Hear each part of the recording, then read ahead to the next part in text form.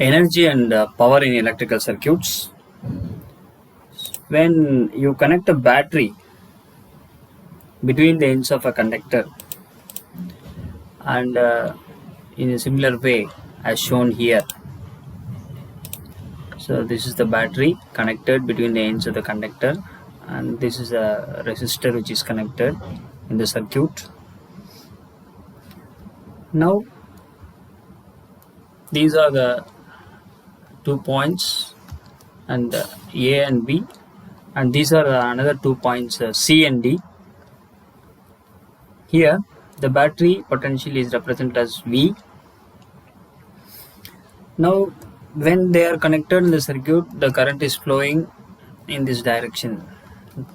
The direction of current flow is shown by this arrow, which means that the battery is transporting the energy to the device which is connected in the circuit. No doubt. Here, so when the battery has a voltage and when it is connected to a resistor of resistance R, let us assume that a charge is moving from A to B.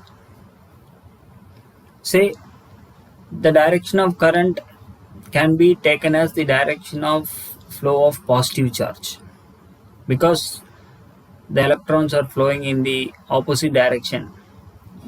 We can say the positive charges are moving in this direction along the direction of current. It can be. So any strained body has potential energy, because this is the positive terminal, and when a positive charge is approaching this terminal, it is strained, and any strained body has potential energy. And it is obvious that when a positive charge, here I consider the direction in which the charges are flowing along the direction of current as the positive charges. I consider those charges which is moving along the direction of current as the positive charges. This is the consideration here. And it is obvious that when a positive charge moves from a point A to B, then it is said to be strained and it gains potential energy. And here the work done to move the charges through the closed path is stored as energy. We have already dealt about the work done. And the energy equation is presented by work done. So W is equal to V into Q. Here dq, let dq be the charge which is moving.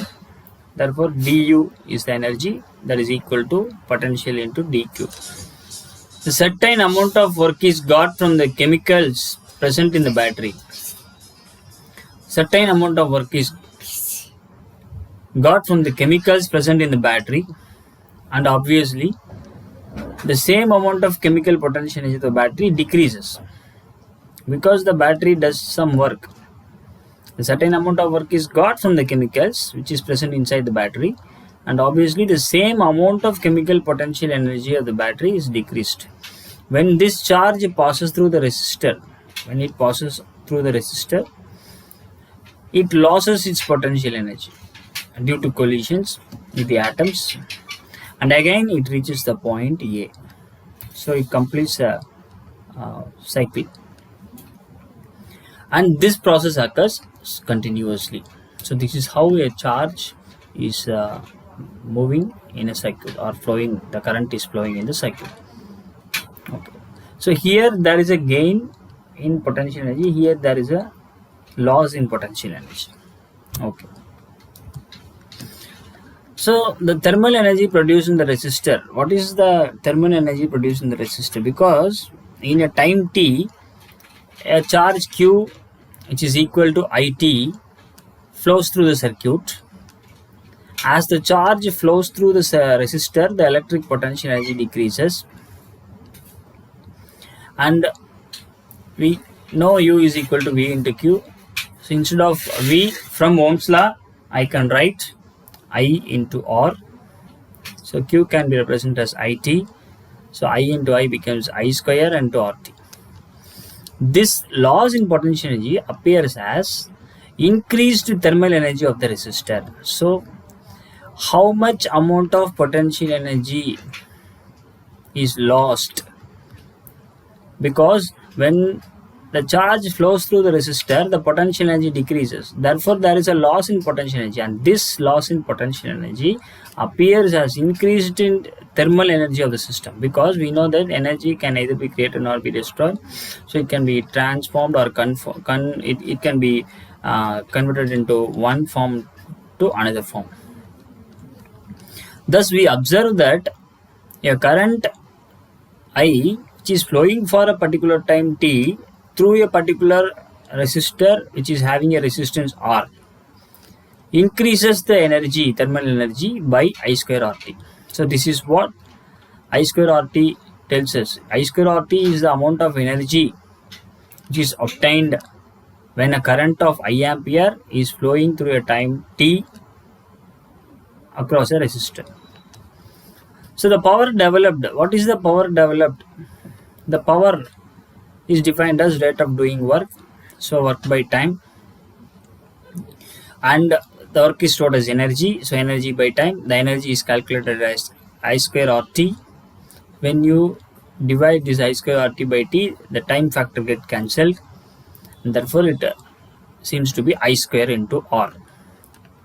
But Ohm's law states that V is equal to IR and I is equal to V by R by rearranging and also by squaring this equation, I square equal to V square by R square. Therefore, power developed is also written as, for instead of I square, I am going to write V square by R square. So V square by R square into R, and R and R square can be cancelled, and therefore V square by R will be the remaining term. So power developed can be written as I square R as well as V square by R. If the current increases, the power developed increases. Similarly, if the potential increases, the power developed also increases, because they are square values. Okay. Let us consider an example. A resistor develops 400 joule of thermal energy in 10 seconds when a current of 2 ampere is passed through it. We have to find its resistance, and number 2, what is the if the current is increased to 4 ampere. Initially the current is 2 ampere, and if the current is increased to 4 ampere, what will be the energy developed in 10 seconds? So very simple question. How to calculate the resistance? By knowing the formula U is equal to I square RT, R can be replaced. That is, R can be rearranged. R is equal to U divided by I square into T. So U is given as thermal energy, 400 joules. I is the ampere, 2 ampere, 2 square, time is 10 seconds it is given, so multiply by 10. So you will get 4 into 10, 40. 400 by 40 gives you 10 ohm. U is equal to I square RT. Similarly, here I am going to consider the current is, if the current is increased to 4 ampere, so I have to consider I square as 4 square. What will be the energy developed for the same time, 10 seconds? And we know the resistance value is given. What is the value of resistance? Here we have calculated the resistance. So you use the value of resistance as 10 ohm into 10 seconds, that is equal to 16 into 10 into 10, 16 into 100, that is 1600 joule or 1600 joule. So this is the very simple example to understand the resistance and the energy or power developed, energy developed. Sorry, it is not power, it's energy developed. Okay. And usually the electric bulbs which we are using in our houses, they are coming with the power and voltage rating of 5 watts, 220 volt, 30 watts, 220 volt, and 60 watt, 220 volt, etc. These are all the different power and voltage ratings. Especially these voltage ratings refers to AC RMS voltages. AC is the alternating current, RMS is the root mean square values of the voltages. We will be studying about these RMS values in our preceding chapters. And also, for a given bulb, if the voltage drop across the bulb is greater than the voltage rating, the bulb will be fused. Because if you want to connect the bulb of 30 volts and 220 volt, and you have to be more careful with the voltage rating. if the voltage drop across this bulb is more than 220 volt, definitely the bulb will be fused. So we must be very more careful with the voltage ratings which is given in the appliances. Okay. So another example, here two electric bulbs are marked 20 watts and 220 volt, and another one 100 watts and 220 volt, and which are connected in series to 440 volt supply. Which bulb will get fused? To check which bulb will get fused, the voltage drop across each bulb has to be calculated. Because we are going to be more careful about the voltage drop across the bulb, and the resistance of the bulb is calculated as R is equal to V square by P. Just now we dealt the formula about power. Power P is equal to V square by R. From that, R is equal to V square by P. And V is the rated voltage, and R is the resistance, and P is the rated power. So for the bulb which is rated as 220 watts and 220 volt, by substituting the values we get 2420 ohm as the resistance of the bulb 1. And for the second bulb 100 watts and 220, we have 484 ohms. And it is also given that both the bulbs are in series. So when they are connected in series, same current will pass through both the bulbs. This is very important. Same current will pass through both the bulbs. The current that passes through the circuit is given by I is equal to V by R from Ohm's law, and here R is the total resistance. And we have calculated the resistance of the bulbs. When they are in series, we have to add the resistances. So R1 plus R2 gives the total resistance, that is 2904 ohm. Substituting the values, we get the total current flowing in the circuit. When this much current is allowed to flow through the circuit, the voltage drop across the 20 watts bulb is V1 is equal to I into R1, that is 440 divided by 2904 into 2420, and that is equal to 366.6 volt.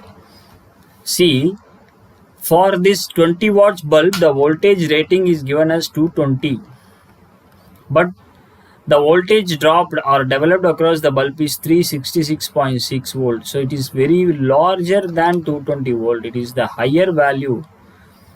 Therefore, definitely this bulb will get fused because of the voltage across it is more than the rated voltage. For the second bulb, V2 is equal to IR2, that is equal to 440 by 2904 into 484. We get 73.3 volt. So this rating, this voltage is less than the rated voltage, so no problem with this bulb. So it is very clear that if the voltage developed across the bulb is greater than the rated voltage, definitely the bulb will get fused.